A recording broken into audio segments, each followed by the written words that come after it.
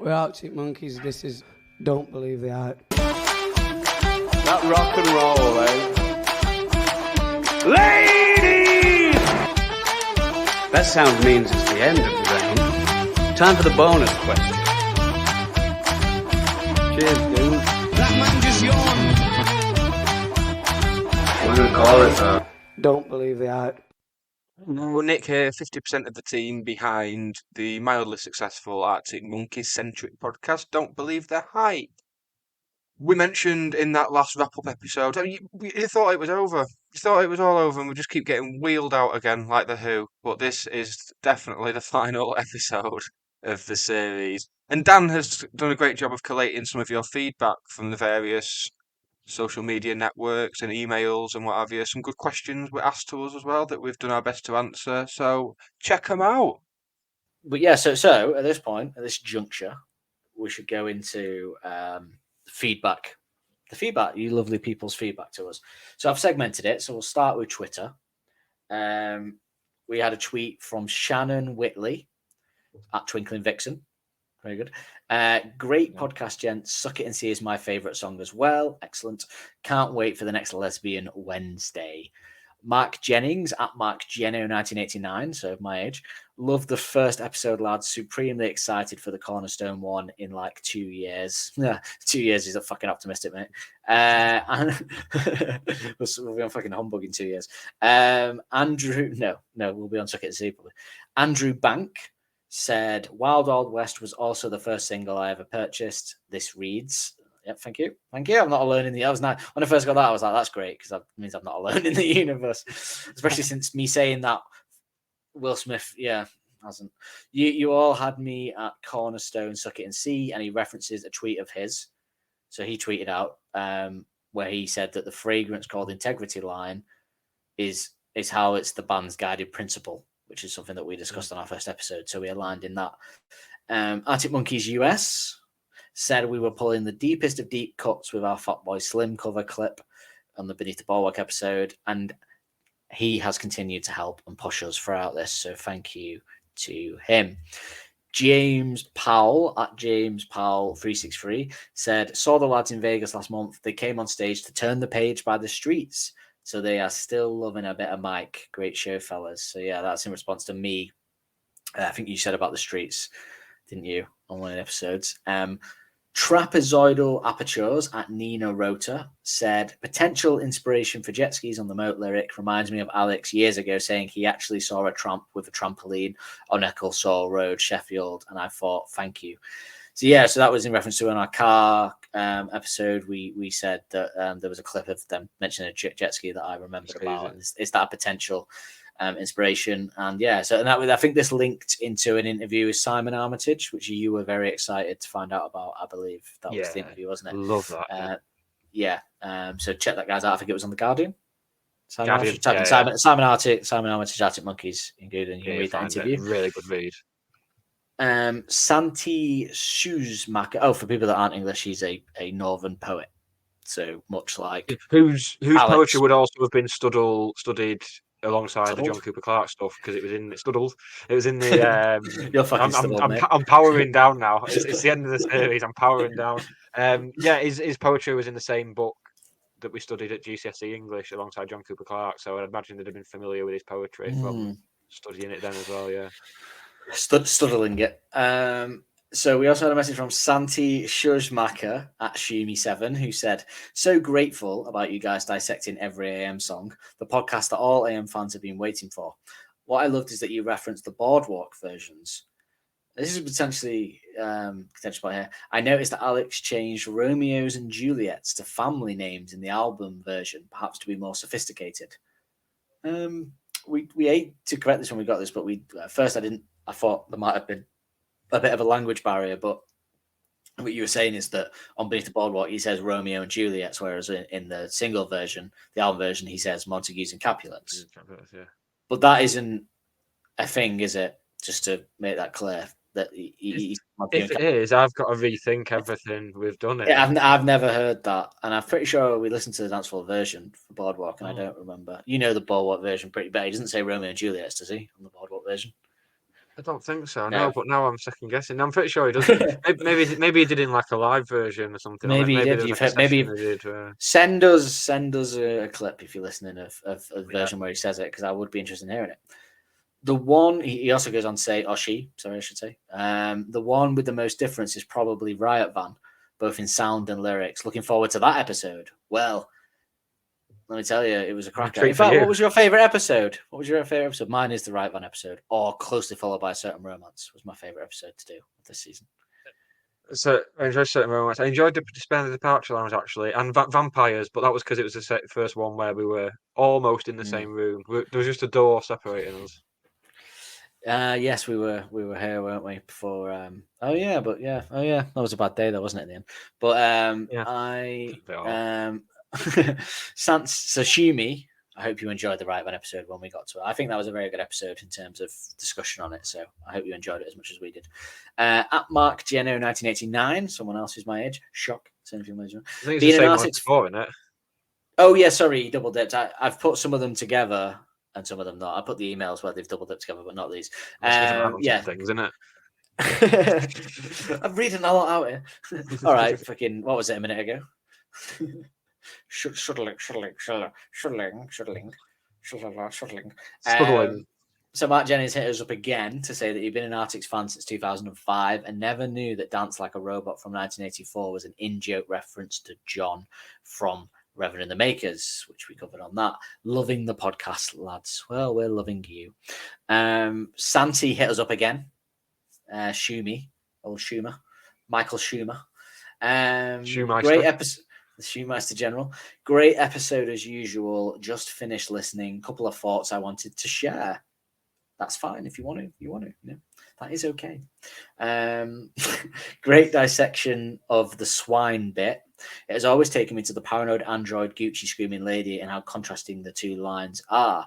So if you don't know what he's referencing there is the lyric in the song Paranoid Android by Radiohead, which is one of my favorite songs ever, which is, he says, ambition makes you look pretty ugly, kicking and squealing Gucci little piggy. So obviously that makes me think of it because of the swine reference. And apparently we did a great dissection of the swine bit. I think we did a little... I was explaining of swine. I think that was the one where we had a laugh about your mum saying swine, and I think there was a bit of implication that she might have said sexy before it, or something like that. Yeah, something like that. Something funny as ever. We've all something hilarious happened. Something hilarious happened. I had the last laugh. They're going on to say, amazing point on the Turnerism of taking the same verse. That's catching on. I'm glad about that. But amazing point on the Turnerism of taking the same verse and tweak it a bit. Biggest example is Cornerstone, obviously, but also seen in other tunes like Love is a Laser Quest and even in the song of the car, the song. So yes, that was our point when he the swine, sexy little swine, and he says something else in the first verse that he does that thing there at the end where you don't even notice the tweak. He goes on to say, and speaking of the car, Alex brings back the dancing shoes expression in Mr. Swartz. This is interesting. Obviously the line in that is, and smudging dubbing on your dancing shoes I suppose in my opinion, so Shumi, referencing fans that are not thrilled with the new direction of the band. So he thinks that might be a reference to him. He's disparaging of the old music by rubbing dubbing on them. Is how fans are seeing it. Oh yes, nice. It's very interesting take there, isn't it? It's a very nice take. I like that. Very he much. Also mentions dancing shoes in All My Own Stunts, of course, as we yes. Well, Shumi hit us up after that in another tweet to say, and I forgot to say he does dancing shoes in All My Own Stunts. So yeah, he corrected himself. Excellent. But thanks. It sounds off with thanks as usual for the amazing podcast. Or she, I should say. Tony Flagg's Music tweeted after to say, just finished the first episode. Great stuff. It's going to be a fun journey. I'm in, and we hope you're still in. Candice at Rocky Raccoon said, just about the only podcast I've managed to keep following. A tall compliment from me. We very much appreciate that. It is high praise. We know that if you're not into podcasts and you keep sticking with us two fucking crackpots, then that says more about you, to be honest. But thank you very much. Yak Horseman at What's Cracking Yak said, only ones who know will be my first dance at my wedding. I've already decided it. And I think he goes on to say he's convinced he'll convince Alex to come perform it. Well, that's like very much how I believe myself that I'm going to get Alex to come perform Sweet Dreams TN at my wedding for my first dance as well. That's the whole reason I've set up this podcast. Akin Sui said, "You're doing God's work with the podcast." And yes, I agree. Thank you very much. At Simon Love Rules says, "It appears that whatever people say, and that's what I'm not, and whatever the Kooks' first album was called came out on the same day in 2006." So he was correcting it. We were unsure about who would come up, Despair or whatever, or the lyric, wasn't it? Was similar. And he said they came out at the same time. On Instagram. So I apologize to anyone that's ever like mentioned us or atted us or whatever you call it on Instagram, because on Instagram's website it doesn't allow you to. I couldn't get back further than 4 weeks on the notifications list, so I couldn't find all of those like I could on Twitter. So I apologize if you did, but we very much appreciate it. But however, I could see the DMs that people sent us. So maybe on Instagram, if you are going to, if the second season messages, do it via DMs, because then I'll always be able to go back to it in the wrap-up episode. But Martina sent us a message on the gram saying, "Hey guys, I just listened to the podcast and wanted to let you know I really enjoyed it and felt very relatable, I think, language barrier there. I'll be following it along the way. Cheers from Argentina," which when we got that was very exciting because we didn't realize at the time we had any Argentinian Global. Yeah. I know, it's crazy listening to our northern twang. Well, if you're an Arctic Monkeys fan, you're predisposed. Amber Leak messages to say, "Hey, just decided to pop in quickly to let you guys know I'm absolutely loving the podcast. Can't wait for the future episodes and this discography deep dives. Keep it up. And don't worry, I didn't rate it 4 stars out of 5. I rated it 5 out of 5. Thank you very much for not doing the gag and giving us a better rating." Liam Coakley, or I'll say Coakley because it's better than Cockley. The alternative is So I thought either way. Messages to say, "The Ballad of John and Yoko references Gibraltar. Happy Thursday, lads." So that was in reference to us saying that no other song potentially references Gibraltar. So there you go. An artist close to your heart has referenced it.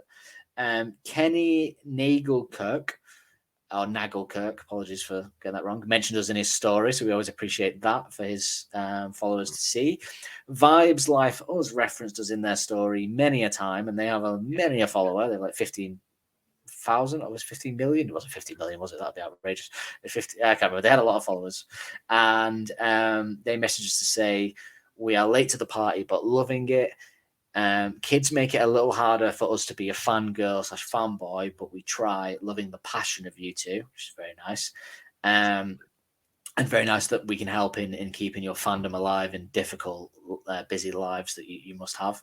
We are now instilling Arctic Monkeys into our 5-year-old.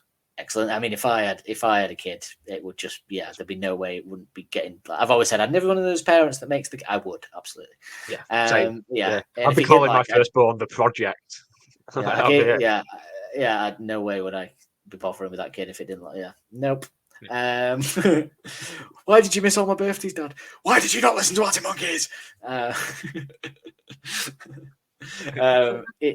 They also went on to say that it's amazing, which is very nice as well. We started in 2007. First gig was Manchester Cricket Club ground, so they were there when we were, but they missed Amy Winehouse, which said they got it about, which I won't be too bothered. She were all right, but it was at Amy Winehouse fucked stage, so she was very much off her head, to be honest. But it was fun to see. It was fun to hear Valerie, wasn't it, and stuff.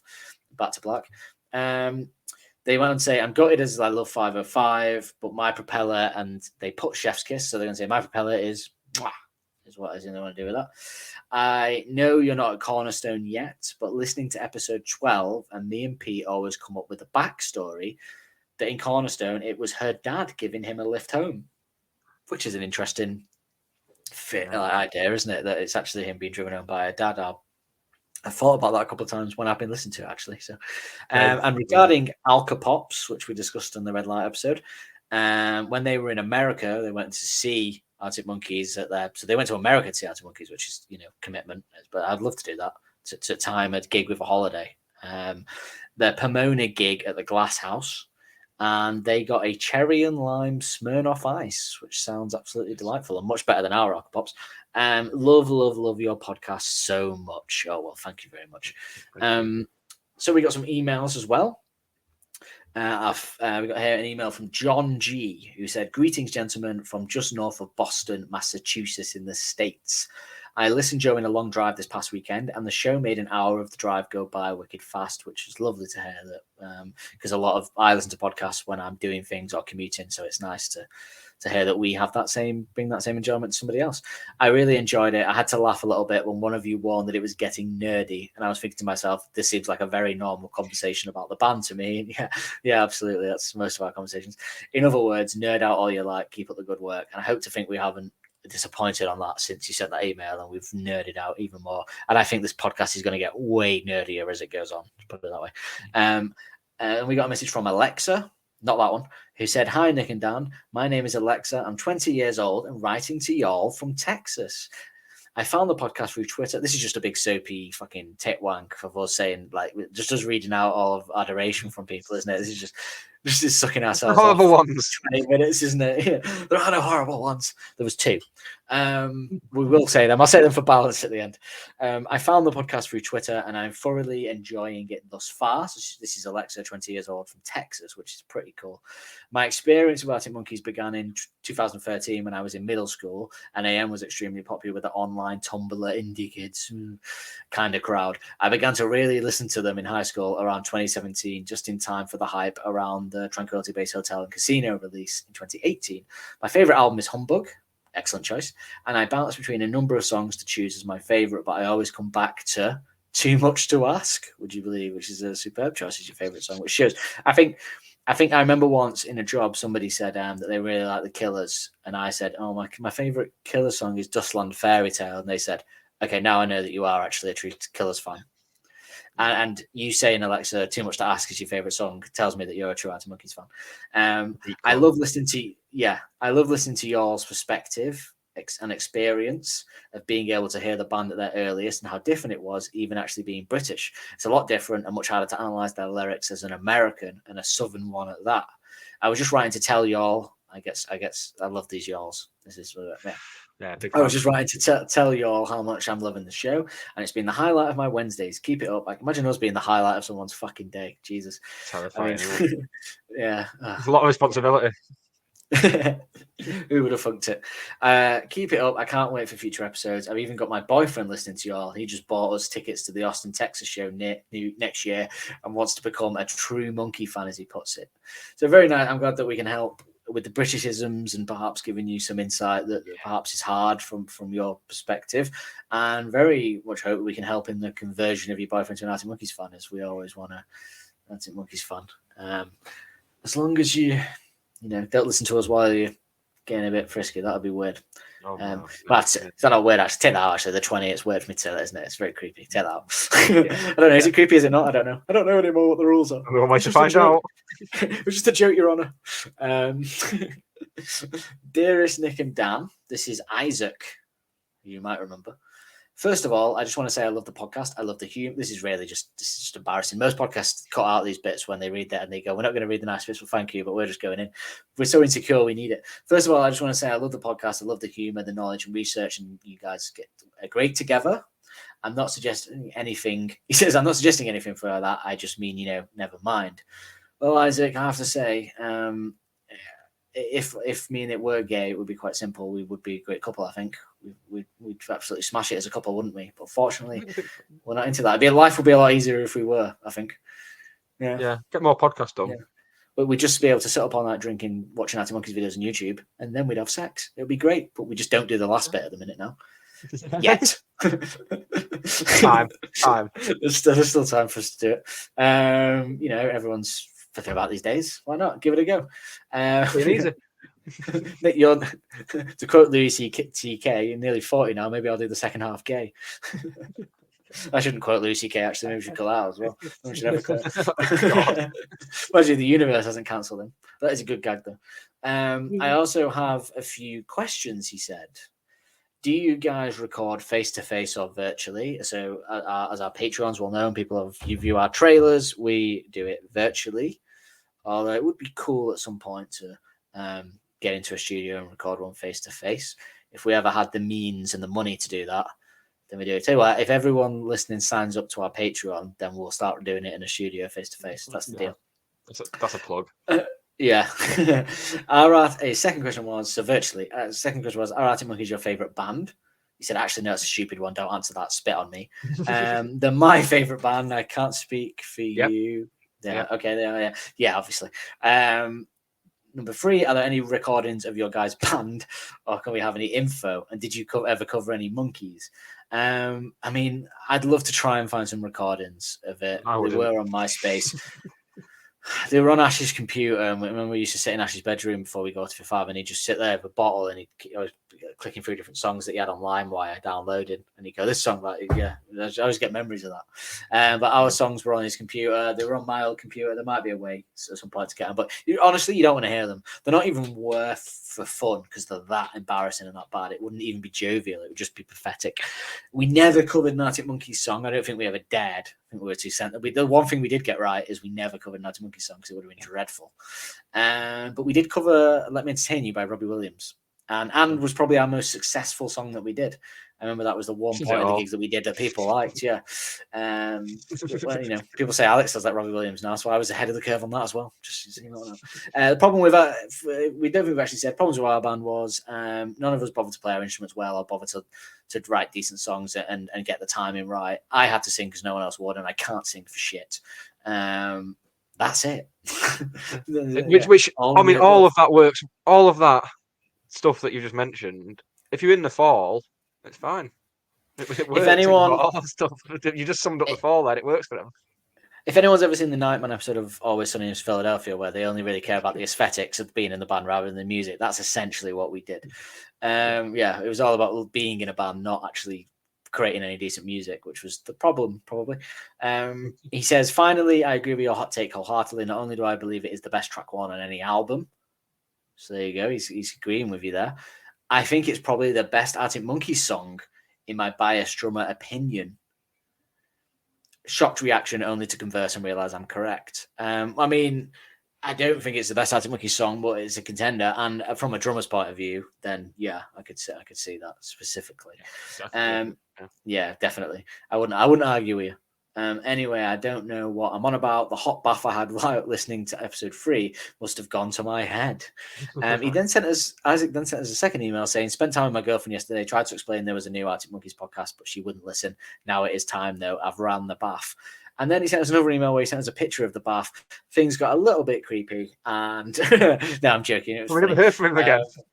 We never heard from him again. So he's in Shawshank. Okay, Isaac. Send us an email. Isaac, we want to know you're okay. We want to know we didn't bore you to sleep and you drowned in the bath. That's all we don't want. Or drowned her after they've gone to prison for it. You will listen to the Arctic Monkeys podcast. No, but that's very nice to hear. And it was a bit disconcerting to thinking that someone relaxes in the bath and listens to us. But hey, that's quite nice. Hey, Nanny, no. It's quite interesting. Yeah, that's what it's meant to follow scum. It's weird to think of that, isn't it? Someone's in a bath listening to us. It's like one of our friends said he likes to go out to the park and just walk around listening to us. It's quite peaceful. And I was like, listening to us? Like, fucking hell, it blows my mind. Like, crazy. But yeah, thank you, Isaac. Send us a message to let us know that you're okay, because we haven't heard from you for a very long time, actually. A bit worrying. Joseph Manor emailed to say, hi, Nick and Dan. I just wanted to say I really enjoyed the podcast. It's nice to be able to geek out with someone about Arctic Monkeys on a different level. I also love that you two really like their new sound, because I absolutely love it and don't really have anyone to talk about it with. Can't wait for another episode. That's really nice, because I've listened to podcasts before where it's like a TV show, somewhere that no one else is watching, and listening to the hosts is your way of socially engaging and talking about the show. And that's a nice... So it's nice that someone else gets that and gets to hear us. Get in touch any time to talk about them with us. I mean, it's nice for us to have this, because all we do is want to talk about Arctic Monkeys as well. In fact, when we get together, all we do really is talk about Arctic Monkeys. So yeah, we got left for one night alone while my girlfriend was out, and we just absolutely all we did was watch Arctic Monkeys videos on YouTube. I think there was a bit where I said to you, do you want to just watch Arctic Monkeys videos on YouTube tonight, or do you want to crack some vinyls on? And you went, let's watch Arctic Monkeys videos on YouTube. I mean, we know what vinyl it would have been. So well, we know either way we would have got them, yeah. We used visual aids as well. So yeah, very nice to hear. We also got a message from Joe F, who said, hi chaps, just finished listening to the episode on The View from the Afternoon. I'm a few weeks behind. I think you're right that the Monkeys are influenced by the Streets.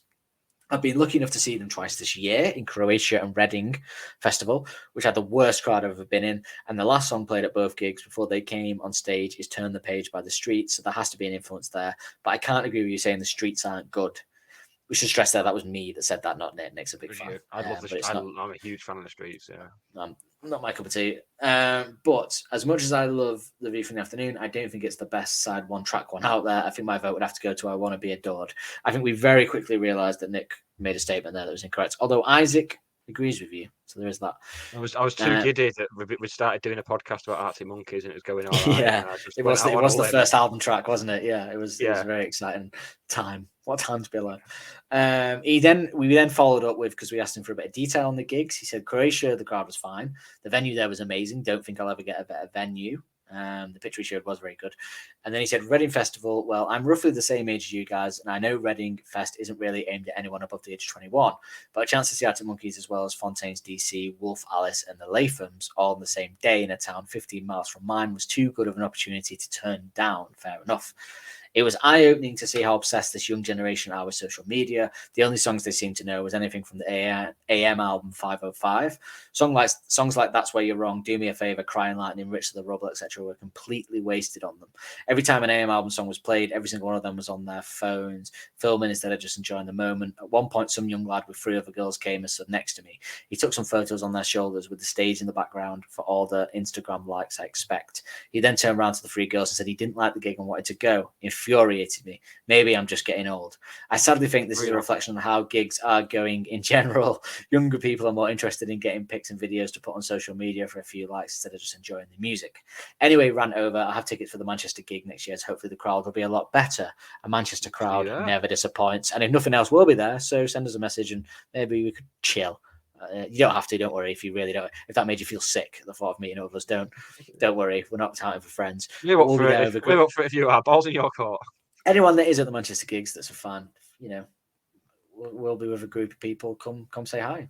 Well, listen, why not? We're all part of it, but no, that crowd will be great, I imagine. So you don't have to worry about that. And if nothing else, come chill with us, and that bit will definitely be good because we'll be invested. Yeah. Although we will be fucked probably, so warning there by that point. I don't want to kind of just lump in all young people as being like that because I hate it when people do that. But from your experience, it sounds like that. And Reading is a particular crowd, Reading and Leeds, aren't they? So it is a young crowd, really. So I can imagine that's quite accurate. But to give you a bit of hope on that, okay. So we got a message from Amberly, who said, "Dear Nick and Dan, hello. Hope you guys are both having a good day. I just wanted to let you know I'm a huge fan of the podcast and I look forward to it every Wednesday. Being a younger Arctic Monkeys fan, I'm 16, who didn't grow up listening to them. It's fascinating to see how influential their music was. Crazy to think I wasn't even born when the first album came out. God, so that makes me feel fucking up. It shocks me to see how relevant they still are nowadays and how wide the fan base is. Also, if you guys are wondering where I'm from Hong Kong. Unfortunately, I've never seen them perform live, but I would absolutely sell my soul for them to come to where I live. In episode 5, I believe you guys said there will be an episode to wrap up the album after you go through all the songs. I was wondering if you guys could give us a personal ranking of all the songs based on your favorite to least favorite. I think it'd be really interesting to listen to your opinions and I can't wait for it. Well, you certainly got that. Listening to the latest episode 6, as I'm typing this. Thank you guys so much for doing the podcast and sharing your love for Arctic Monkeys with other diehard fans such as myself. Hope you reply soon. You then messaged us to say, hello, me again. I was just playing an AM song quiz on this website called Sparkle, and I thought you guys might be interested to try it out as well. Here are 2 that I found, but there's plenty more on there. I looked at them. Unfortunately, they would take way too much time for us to do it, but I was thinking that we would hit up this Arctic Monkey Sparkle if we could do a pre-show quizzes on our live stream before the Glastonbury gig. We could do some Arctic Monkeys quizzes. We could do them. Yeah, they were kind of like you have to name every Arctic Monkey song on this huge grid within like 15 minutes, something like that. So that would be interesting. That's cool. Yeah, it'd be like the geography game in Friends, trying to remember them. Yeah. Then here's a third time, and this is where I think the previous email that was saying about the gig might see some hope in the younger generations. He messaged us only last Thursday. I think we referenced it in last week's pod about what a great email it was, but she said, hello, Nick and Dan. So Arctic Monkeys did end up coming to Hong Kong. I think my initial email to you guys helped manifest the Asia tour. So yeah, maybe if they're listening to for Hong Kong, they headlined the Clock and Flap. Sorry, there we go. The Clock and Flap. Stumbling over that one. I can't. The Clock and Flap Festival. That's what I'm saying. Clock and Flap. I'm not saying anything else. Clock and Flap Festival, which I was very, very fortunate to attend last Friday, 3rd of March, 2023. And holy shit, they were so amazing. I can't even begin to describe it with words. All the songs literally sounded like the studio version, and some even better, I must say. Their stage presence was just absolutely incredible. Literally felt like I was watching a video. I'm honestly still in shock that I witnessed that performance right in front of my eyes after years of watching concert clips on YouTube and Instagram. Plus, this being my first concert experience just made it even more special. Anyways, here are some moments during the show I thought I'd share. Apologies in advance for the demonic screaming, singing, and shaky recording from Amberley. Again, that was great to hear because it was just like, and again, from the previous email, some of the younger generation are so invested in this and the new stuff and that they're enjoying it. But really brightened up my morning when I heard that email, just to hear that you finally got to see them and to see them for the first time again. Wow. Incredible, especially right now we're at a peak live performance. I feel they're in the zone, aren't they? We got an email from Tom in Brooklyn, friend of the show. We've read his first email out before, so I'm not reading that now. But he hit us up again at Christmas to say, "Hope you're both having a nice holiday season. Loving the podcast so far, and I'm happy to see that you two are keeping each episode fresh with different fun topics surrounding each song. As a potential fun topic, we'll be curious to hear if you two have any favourite or least favourite times an other artist covered an Arctic Monkeys song. I can start off by linking some pretty terrible and, in my opinion, hilarious covers from back in the day. And could be fun at some point to rank all the covers. Noted. And he sent us Tom Jones' Bailey on the Dance Floor. He then goes on to say, now there are clearly better covers out there, i.e. Churches covering Do What I Know, but wanted to get the ball rolling in case you two had any interesting good or bad ones. You did send us another one as well. I'm not going to reference because we'll be talking about it in a matter of weeks, so I don't want to jump the gun on that. But I would say the Tom Jones one is probably the worst of all. Agreed. And I would say my favourite, because I'm very particular with it, I can't be doing with people covering Arctic Monkey song. It's never good, very rarely. My favourite is probably the Do I Want to Know Dua Lipa cover of. That's the one that I've been able to stomach, and I rarely stomach them. So same. That's same as my favorite. I do like the Miley Cyrus. Why do you only call me when you're high as well? To be honest. Yeah, well, we'll talk about that one day. I can't stand that. So cynical and like she's never fucking heard that song in her life. Fuck off. Anyway, I wouldn't. It's not like it's terrible to listen to though. But I wouldn't. I just think Dua Lipa has the right vibe to do an Arctic Monkey song. But that's with the connections with the band as well, Miles and stuff. So I just think she gets it. She gets it. She makes it her own, and she's got a cracking voice. So why not? So yes. Okay, and what is the last email? Oh no, sorry, two more. Tim from Leicester said, all right, lads, I've been listening to the pods in a bit of a random order and only just got to Dance Floor episode. I intended writing this email to tell you that I'd cracked the reference. However, upon doing my research tonight, it appears that my theory can't be right, but I'm going to share it anyway. See what you think. Cast your minds back to the mid-2000s, and there was a popular series of adverts on TV at the time for the Citroen C4, which feature a car transforming into a robot dancing to electropop. Now, that particular car robot bears a striking resemblance to those in Transformers franchise, of which the original TV series first debuted, you guessed it, 1984. I remember hearing on a quiz show or something that I debuted in 1984, and that's when the penny dropped, and that's what I've thought about every time I've heard it since. The part where the theory falls apart, though, is as far as I can tell, the advert first aired sometime in 2005. Dance Floor was included in Beneath the Boardwalk in 2004, so it must have been written prior. It sounds like a mad coincidence anyway. At least I always knew what weekend rock stars in the toilets practicing their lines meant. There was no need for that, Tim. You were doing so well. There was no need for a little dig there at me. You know what, Tim? Fuck you. No, I'm joking.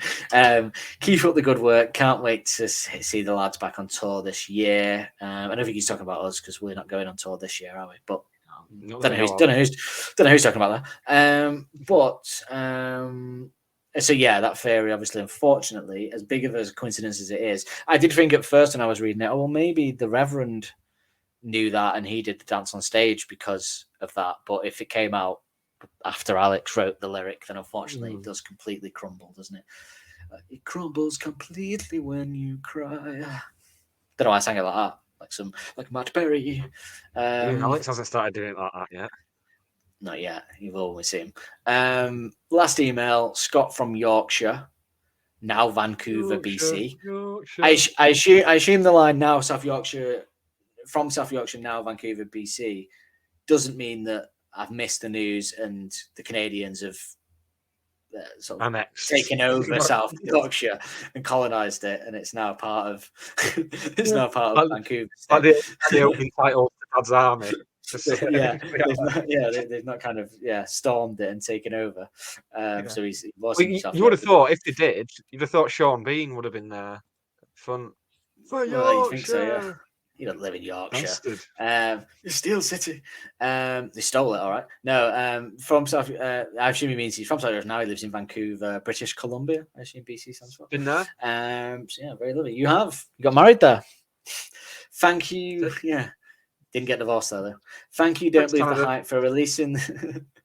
Oh, Canada. Thank you. Don't believe the hype for releasing this podcast and unlocking crazy special memories for me. Although I've only just started listening, currently on Fake Tales, I've been on a binge of the pod. It's great to hear there are other people that are super passionate Arctic Monkeys as I am. Certainly are. My personal memories with the first album era are I was 12 when Dance Floor was released, and I had no idea who they were. I religiously listened to the top 40 each week and really wanted McFly to get to number one. Remember, I was only 12. Radio 1 the week before did not anticipate this band entering the charts and were not contenders. I was so pissed off when they hit number one, hated the song. A few months later, When the Sun Goes Down was released, and I was instantly obsessed with the song and re-listened back to Dance Floor. Became obsessed and pre-ordered the album. The rest is history. Also share the memory and think about it on the regular when Arctic Monkeys played Manchester and said D is for dickheads throwing shit at the horrors. So he was there as well. Another memory shared where I was invited to at the Apollo gig but decided not to go as I'd seen them twice already that week. Yeah, you can share in our pain there. Good to know someone else shares our pain. Yeah, still the worst decision of my life. Of a life littered with many poor decisions. And of mine as well, which is I know, bloody hell. I've probably made like 6 worse ones this week. Today. I was putting Dance Floor at number 10 in your list. I was lucky enough to secure 2 copies. Sorry, not 10. 12, 12, yeah, even worse. It was 10 at my list. So I was lucky enough to secure 2 copies of the original 5 Minutes with Arctic Monkeys. Now prize possession. So he's got 2, Nick, so maybe you could pry one away from him with the right amount. Loved Arctic Monkeys. Loved Arctics ever since, and I will be seeing them 3 times this year across Europe. Thanks again, guys. 3 times across Europe. That's pretty cool. Thanks again, guys. Look forward to reliving the hype. Scott from the Canadian colony of South Yorkshire. That's all the emails. Thank you very much to everyone that gets in touch with us. We really appreciate it. We want to hear more and more and more from you, even during the break. Hit us up. Fantastic stuff. Really great. I have to say, the emails have been really interesting to get sort of in depth about people. And Amberley as well. Fantastic to hear about someone's first experience of seeing them live. Is lovely. Yeah, that really last Thursday. On a Thursday, it's always a struggle to start work on a Thursday, and that got out of bed with a skip in my step. A skip in my step. Skip in my step? Yeah, is that a phrase? One of the crisps. Like spring in your step. No. Spring in my step, yes. Well, it works. Skip in my step. Yeah. That just shows. I mean, it has been 2.5 hours now. Right, that is us done now. Officially, we are finished. Not finished. I mean, back in like a month we'd leave before the lights come on, and then back a month after that with Series 2, starting with Brainstorm, and then a special gig for the start of the UK tour, a special show for that. It's all happening. So stick with us. Go in the episode description. You can like, subscribe, rate. You get notifications when there's anything new. Follow us on social media. Just the whole lot. It all helps. Right, we're off to go and lie. I say we. Dan's already in a darkened room, and I'm going to go and join him. So we will see you very soon. Bye. Don't Believe the Hype is hosted and produced weekly by Nick Lee and Dan Holt. Music used in the titles is royalty-free music courtesy of Les FM. Don't forget to subscribe on your podcast player of choice to be notified every Wednesday when a new episode is released. And if you want to help us out further, be sure to like and review to help make us more visible to like-minded souls. We will see you next week with more of the same.